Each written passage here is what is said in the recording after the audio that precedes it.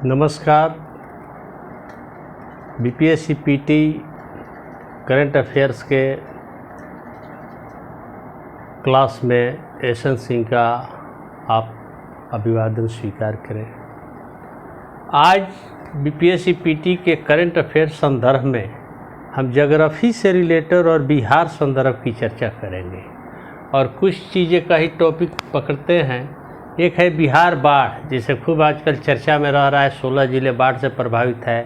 कुछ दिन पहले पटना भी बाढ़ से खतरा उत्पन्न हो गया था, जैसे 2016 और 2019 में हुआ था। उसी तरीके से जल जीवन हरियाली अभियान की भी चर्चा होती है। उससे रिलेटेड क्या क्या क्वेश्चन बनते हैं, उसमें जल संरक्षण से रिलेटेड कार्यक्रम है, जैविक खेती, मौसम अनुकूल खेती, गंगा उदय योजना और अक्षय ऊर्जा इत्यादि।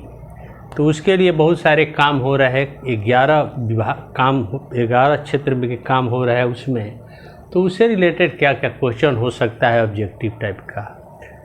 तो उसके पहले हम चर्चा करेंगे कि आज सितंबर जो है 5 सितंबर वह राष्ट्रीय शिक्षक दिवस के रूप में मनाया जाता है। द्वितीय राष्ट्रपति और प्रथम उपराष्ट्रपति और महान शिक्षाविद पहले और दार्शनिक डॉक्टर सर्वपल्ली राधाकृष्णन के जन्म दिवस पर 1962 में इसकी शुरुआत हुई थी। भारत सरकार ने किया और राष्ट्रीय शिक्षा दिवस के रूप में मनाया जाता है, शिक्षक दिवस के रूप में। उसी प्रकार एक क्वेश्चन हो सकता है कि अंतर्राष्ट्रीय शिक्षक दिवस कब मनाया जाता है, तो ये कहीं कन्फ्यूजन की बात न हो जाए। तो अंतर्राष्ट्रीय शिक्षक दिवस याद रखिएगा 5 अक्टूबर। 5 सितंबर भारत का और 5 अक्टूबर विश्व शिक्षक दिवस के रूप में मनाया जाता है। तो ये दिवस के रूप में भी हो सकता है। तो बिहार बाढ़, जैसा कि मैंने कहा कि 16 ज़िले बाढ़ से प्रभावित है या बिहार बहु आपदा राज्य है, ऐसा बार बार कहा जाता है। मुख्यमंत्री नीतीश कुमार भी कहते हैं बहु आपदा राज्य। इसमें बिना बारिश का भी बाढ़ आता है। और एक बार बाढ़ विशेषज्ञ दिनेश मिश्रा ने कहा था कि बिहार का तैरने वाला समाज हमेशा डूबता रहता है, जबकि पहले बाढ़ आती थी लेकिन उस समय का समाज उससे निपट लेता था। लेकिन जिस तरीके से विकास की गति हुई है, आधुनिक जीवन शैली हुई है, इंफ्रास्ट्रक्चर बने हैं, हिमालय से लेकर के हर क्षेत्र में जिस तरीके से पेड़ों की पहाड़ों पर कटाई हुई है, उसके चलते नदियों में गाद उत्पन्न हो रहा है। और ख़ासकर गंगा नदी इससे ज़्यादा प्रभावित होती है, क्योंकि उत्तर बिहार और दक्षिण बिहार की और उत्तर पश्चिम से आने वाली जो भी गंगा की सहायक नदियां हैं, उस सब का पानी जो है जब गंगा लेकर चलती है तो गाद उत्पन्न होता है। तो गाद का कारण होता है, एक शब्द आया है फरक्का डैम और बाणसागर डैम। और एक कहता है कि जिस तरीके से हिमालय क्षेत्र में पहाड़ों की कटाई हुई है इंफ्रास्ट्रक्चर के निर्माण में, तो इस तरीके से कोई अवरोधक पेड़ वगैरह नहीं रहते हैं, जिसके चलते बिहार में बाढ़ आता है।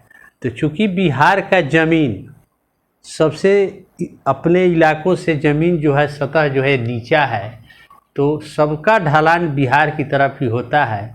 और स्वाभाविक है कि बिहार में बिन बारिश बाढ़ भी आता है। अगर नेपाल में बारिश हो जाए, उत्तराखंड में बारिश हो जाए भयंकर, या उत्तर प्रदेश में हो जाए, झारखंड में हो जाए या मध्य प्रदेश में हो जाए, इसके चलते सारी गंगा की सहायक नदियाँ उफान पर होती है और उस तरीके से बिहार में बाढ़ का एक कारण बनता है। जैसे आप बिहार में 1975 पटना का बाढ़ सबको याद होगा, और उसी तरीके से 2016 और 2019 में भी इसी तरीके के पूरा पटना जलमग्न था और उधर गंगा भी बढ़ोतरी में थी। तो इस तरीके से बाढ़ का खतरा, तो उस समय एक शब्द आया था, इस बार भी मुख्यमंत्री ने कहा कि पटना का जो सुरक्षा वाल है उस पर नज़र रखी जाए, और डीएम नज़र रखे हुए थे। तो अब क्वेश्चन हो सकता है कि पटना सुरक्षा दीवार कब बना था।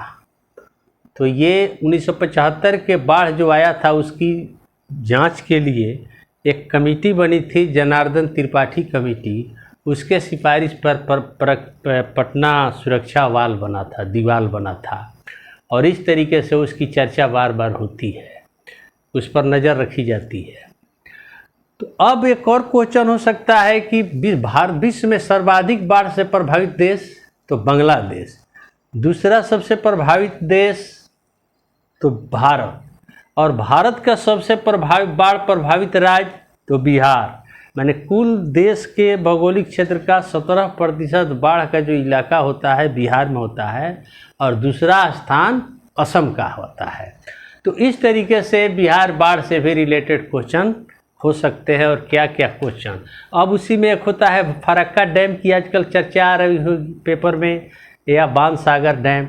तो फरक्का डैम पश्चिम बंगाल के मुर्शिदाबाद ज़िले में बना है। फरक्का के ज़िला के फरक्का में 1961 में बनना शुरू हुआ और 1975 में बनकर तैयार हुआ। बार बार मुख्यमंत्री बोलते हैं कि फरक्का डैम पर पुनर्विचार किया जाए, क्योंकि इससे गंगा का पानी, गंगा की अविरलता प्रभावित हुई है और गाद उत्पन्न हो जाता है। उसी तरीके से बाणसागर डैम, अगर बहुत पानी मध्य प्रदेश में हो जाता है तो स्वाभाविक है कि बाणसागर एक समझौता हुआ था सोन नदी को लेकर के, जिसके तहत बिहार, यूपी और मध्य प्रदेश उस पानी का भागीदार होते हैं। अब झारखंड भी मांग करता है कि हम होए, और इस तरीके से बाणसागर समझौता 1973 में हुआ था। तो अगर वहाँ फ्लो हो जाता है तो सोन नदी का पानी से रफ्तार होता है, सोन भी उफान पर होता है। और जो 75 का बाढ़ आया था वो दानापुर कैंट छावनी को बचाने के लिए सोन के चलते ही आया था।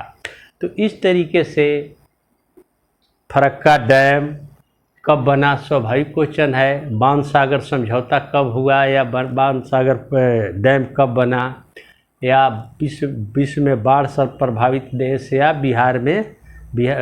भारत में बाढ़ से प्रभावित राज्य कौन है। इस तरीके से क्वेश्चन बाढ़ से हो सकते हैं हर साल। इसीलिए मुख्यमंत्री कहते हैं बिहार बहुआपदा राज्य है और राजकोष पर सबसे अधिक पहला हक आपदा पीड़ितों का है। तो इस तरीके से उसी तरह एक जल जीवन हरियाली अभियान जलवायु परिवर्तन की चुनौतियों से निपटने के लिए बिहार सरकार की एक अनूठी पहल है, जिसकी चर्चा यूएनओ तक हुई है कि बिहार सरकार ने जलवायु परिवर्तन से निपटने के लिए बहुत बड़ा काम कर रहा है। और उसी में जब पटना में भयंकर बारिश हो रही थी, मूसलाधार पूरा पटना जलमग्न था, उसी अवधि में 2 अक्टूबर 2019 को मुख्यमंत्री ने बापू सभागार में इस अभियान का उद्घाटन कर दिया। लेकिन चूंकि पटना में भी जलमग्न था पटना और उत्तर बिहार भी बाढ़ से प्रभावित था, इसीलिए उसका कार्य आरंभ जो हुआ 26 अक्टूबर 2019 को हुआ। और उसमें इस बहुत सारे कार्य हो रहे हैं, कई विभाग इसमें लगे हुए हैं। तो जल स्रोतों को संरक्षण करना है, भूमिगत जल को बढ़ाना है, क्योंकि तब मुख्य बिहार सरकार को लगा कि जब देखा गया कि दरभंगा जैसा इलाके में जल का संकट उत्पन्न हो रहा है, भूमिगत जल का कमी हो रहा है। तो इस तरीके से पहले दक्षिण बिहार का ही होता था। तो जल संरक्षण से रिलेटेड कुआं, तालाब और नहरों का पुनरुद्धार किया जा रहा है। जैविक खेती तो पहले से चल रहा था और बिहार सरकार जैविक खेती पर जोर दे रहा है। और 2009 में नालंदा जिले के सोहडी गांव से इसकी शुरुआत जैविक खेती की हुई थी। और जैविक खेती की शुरुआत वैसे तो वंदना शिवा जो पर्यावरणविद हैं वे तो कहती है कि पुराने समय में जैविक खेती का जन्मदाता बिहार ही रहा है। तो इस तरीके से जैविक खेती, लेकिन अगर ओवरऑल भारत के संदर्भ में देखा जाए तो जैविक राज्य कौन बन गया है तो सिक्किम, यूएनओ के सूची में भी उसका स्थान दुनिया में पहला आया था। तो पूर्ण रूप से जैविक राज्य हो गया है। और बिहार में 2 अक्टूबर 2009 में इसकी शुरुआत हुई थी जैविक खेती की। उसके बाद जैविक खेती को भी जल जीवन हरियाली अभियान में शामिल कर लिया गया। उसी प्रकार जल जीवन हरियाली अभियान के तहत ही एक मौसम अनुकूल खेती, क्योंकि जिस तरीके से बारिश का पैटर्न बदलता जा रहा है, लगातार बारिश नहीं हो रही है, समय से पहले बारिश हो जा रही है, जैसे इस बार हुआ, इसी तरह क्रम बना हुआ बारिश का कम हो रहा है। तो इसीलिए मौसम फसल चक्र को देखते हुए मौसम अनुकूल खेती कार्यक्रम की शुरुआत मुख्यमंत्री ने 20 नवंबर 2019 को 38 जिला, बिहार के 38 के 8 जिलों में शुरू किया और फिर आगे चलकर 13 दिसंबर 2020 को इसको पूरे राज्य में लागू कर दिया, यानी पूरे 38 जिला में लागू हो गया। तो मौसम अनुकूल खेती के अनुसार है। उसी प्रकार उसका एक है गंगा उदह योजना, और यह गंगा उदह योजना के तहत क्या है कि जब गंगा में अतिरिक्त पानी आ जाए तो उस पानी को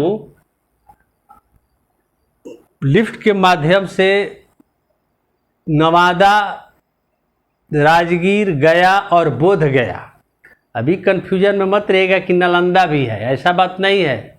नवादा है उसमें शामिल, राजगीर है, इसके बाद गया है और बोध गया है। उसके द्वारा गंगा के अतिरिक्त पानी को पहुंचाने का लक्ष्य रखा गया है। और उसके साथ साथ सोलर एनर्जी और पनबिजली की भी बात की गई है, क्योंकि यहाँ बहुतायत है, तो इसलिए अक्षय ऊर्जा पर भी कार्य कर रहा है बिहार। तो इस तरीके से पीपीएससी की क्वेश्चन होते हैं पीटी से संदर्भ में।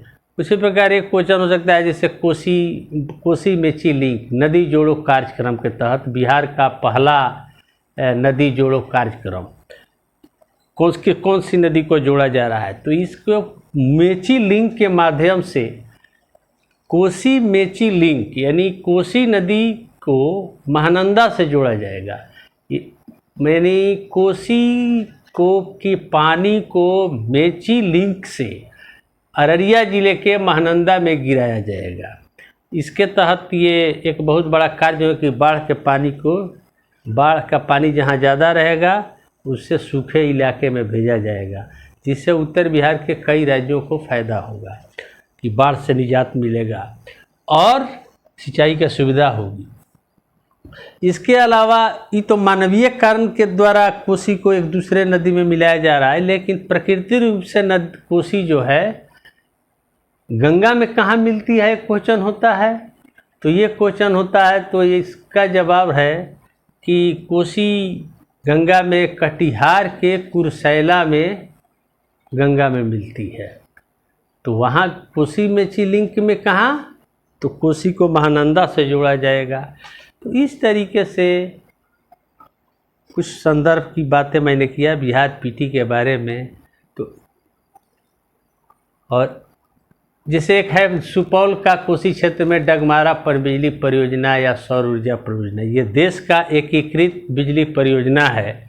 देश में पहली बार एकीकृत बिजली परियोजना की शुरुआत हुई है, जिसमें डगमारा अब कहाँ पर है, तो सुपौल ज़िला में है। और इसके माध्यम से 130 मेगावाट का पनबिजली और 1000 मेगावाट का सोलर एनर्जी प्राप्त करने की बात है। तो इस तरीके से क्वेश्चन बीपीएससी में होते हैं और अगले वीडियो में और कुछ की चर्चा करेंगे। नमस्कार।